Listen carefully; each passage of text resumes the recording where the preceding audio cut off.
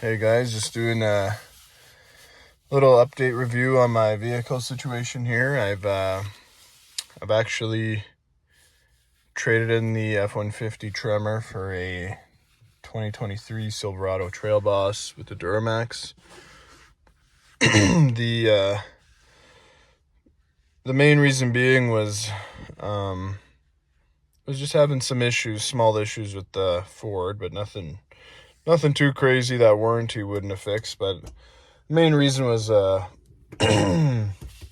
my wife wasn't pleased or too happy overall with the F-150, so we decided to try something else, and we both like the Silverado Trail Boss. And if I have to compare it to the F-150 Tremor, I think the F-150 Tremor has a smoother ride. It absorbs the bumps and things like that a lot better. The Tremor, or the Trail Boss, has a good ride. On road.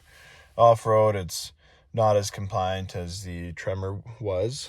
But outside of that, I feel like they're a wash when you compare them interior wise or comfort wise.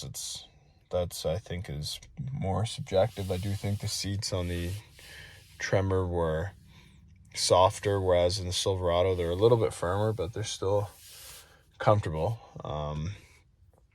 And I think the interior wise, I think they're pretty even, but when you sit in this new Silverado refresh update, it's very nice. It's better than it looks on video, because I had seen it before on video and I didn't think too much of it, but once you're inside of it, it feels very premium and very ergonomic. And I didn't think I'd like a full digital display, but I find it is very it's actually very useful and has a lot of the information on screen that you're looking for. And so interior wise, it's nice. It's subjective. I've always been more of a Chevy guy myself. I tried Ford and that wasn't terrible. I had the rear diff seal there kind of leaking or having a slow leak.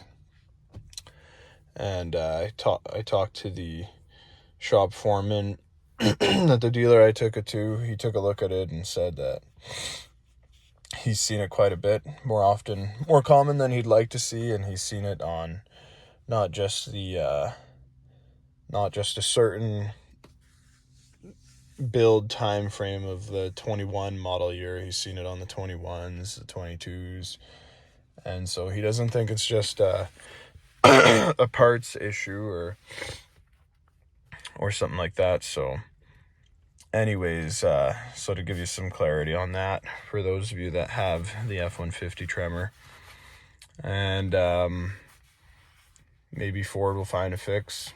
I'm not really sure.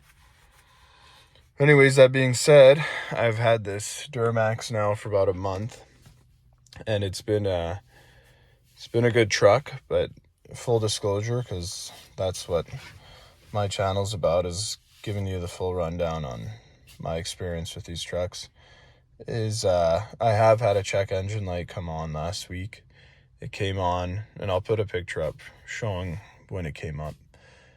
It came up in the afternoon. I was at my kids' practice, and it was hot outside. It's already been, plus in Canada, plus 25, plus 27. And so I was sitting in the truck, running the AC, and fell asleep for a little bit, had a little bit of a nap. So I think I had the truck running for about 30 or 40 minutes. And afterwards, when we were leaving the practice, I noticed there's a check engine light on.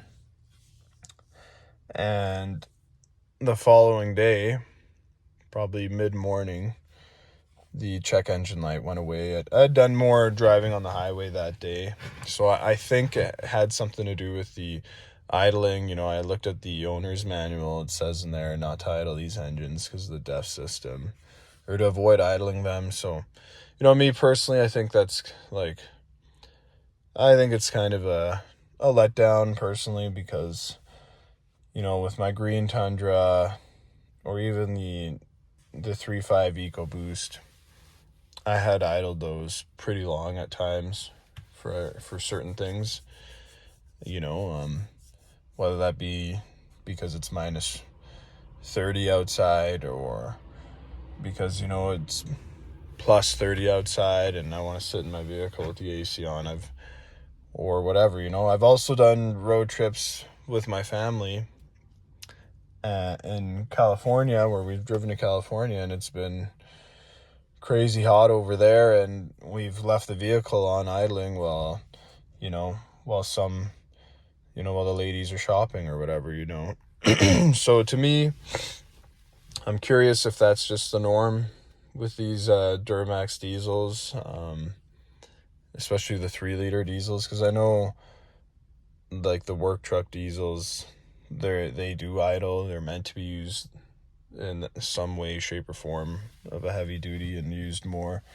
So I'm curious if these 3 liters are a little more touchy that way, and if I had to say so, I would say they probably are. But I mean, my fix for that now has been I just turn it off. If I don't need it, I turn it off, like the owner's manual says, and to avoid that, because to me it is a letdown, but it's not going to ruin it for me. So, because the fuel economy I'm getting around town is, like, in the city driving, is really good.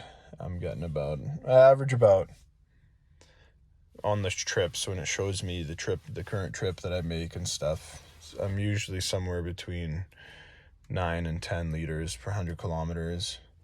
And I think the total average so far for my mileage, which is about 3,000, is about 10.6 or maybe 10.3 liters per 100 kilometers, which is majority city driving. I mean, there is some, I do like highway driving in the city when I take certain roads and stuff, and I'll be commuting most of my time on a freeway kind of thing.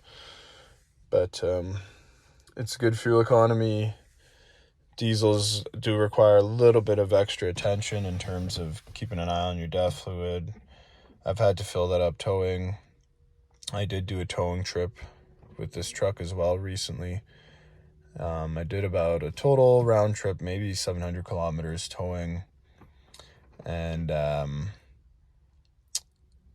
the fuel economy I was getting on the way to the area, I was going against the wind and had more elevation kind of gains to deal with, and I was averaging about 21 liters per 100 kilometers, but it was very windy. And then on the return trip, I was getting about 18 or 17 liters per 100 kilometers, so that's pretty good. And I was towing about 4,500 pounds, small camper, so not bad. When I did that same trip with my Tundra towing, I got I think I was averaging about 25 liters per 100 kilometers. So there is definitely some better fuel economy with the diesel. And towing wise, it felt great. I mean, this truck, it had no issues pulling or getting up to speed or anything like that, especially with that kind of load. It's not a max load or anything like that or close to it. It's just, more, if anything, towing a big sail behind your vehicle, especially if you have to deal with the wind like I was. So, that being said, my first month of ownership has been, I would say it's been pretty good. I mean, obviously any check engine light's annoying, and I'm just going to say it flat out. I had the Tundra for about 8 or 9 months, and I put 30,000 kilometers on it in that time frame, and never had a check engine light. Obviously, I had some electrical gremlins with the infotainment system and stuff. I haven't had any issues with this infotainment or anything like that. No electrical problems with this truck.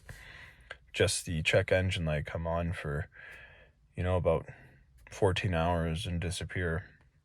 So I'll probably get that, maybe inquire with the dealership when I take it in for its first oil change for that. But outside of that, it's been a pretty good truck. I've also done a little bit of research on YouTube and stuff, and it seems like there's been some guys who get a check engine light and they just kind of clear the code, and they seem to get it about every 10,000 miles or so, or something like that, they were saying. I hope that's not the norm for me with this vehicle either. Some of those trucks seem to be the LM2. This is the LZ0, so we'll see what the future is like with this truck, and and if that's a common thing that's going to keep reoccurring. But outside of that, it's a nice vehicle. I mean, every vehicle, all those trucks I've had, they're all nice. It's all just pick your flavor. And in terms of this diesel, they were hard to find. Here in Canada, they were tough. Not many people selling these trucks, or they're already coming in sold. So it almost reminded me of me buying my Tundra